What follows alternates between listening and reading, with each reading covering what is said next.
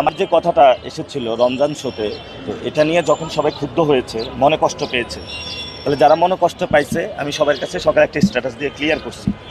তারপরে আমি আজকে সকালে মিডিয়াতে এটা নিয়ে দুঃখ প্রকাশ করেছি এবং ফেস দ্য পিপলও এটা নিয়ে দুঃখ প্রকাশ করেছি। তারপরেও যারা প্রোগ্রাম করেছে আমি সেখানেও এসেছি যে আমার যদি ভুল হয়ে থাকে, আপনারা কষ্ট পেয়ে থাকেন, তাহলে আমি দুঃখ প্রকাশ করব। তো আমি ওইখানে দাঁড়ানোর পরে তারা আমাকে পিছনে ধাক্কা দিয়ে সরিয়ে দিল, সানাউল্লাহ বাইকেও ধাক্কাধাক্কি করলো।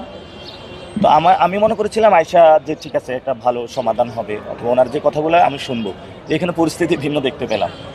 পরিস্থিতি আমার মনে হয়েছে এটা পলিটিক্যাল বায়াসড, এবং যে প্রোগ্রাম ওনারা করেছিল আমাকে বলেছিল যে আপনি একটু দাঁড়ান, আমরা কথা শেষ করে আপনাকে কথা বলতে দিব, আপনি ক্ষমা প্রার্থনা করুন অথবা আপনি কথা বলবেন, যে কথাই বলবেন। সেটারও আমাকে সুযোগ দিল না, মিছিল নিয়ে বের হয়ে চলে গেল।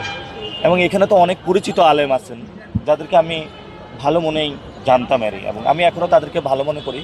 আমি পুরো বাংলাদেশে আলেম সমাজকে অনেক শ্রদ্ধা করি, এবং আমি নিজেও কওমি মাদ্রাসা পড়াশোনা করেছি। আমি আলেম ওলামাদেরকে সবাইকে বলি মহব্বতে কাজ করার জন্য এবং আলেম ওলামাদের অধিকার প্রতিষ্ঠায় কাজ করার জন্য। আমি তো সবসময় লাউড ভয়েসে কথা বলে থাকি।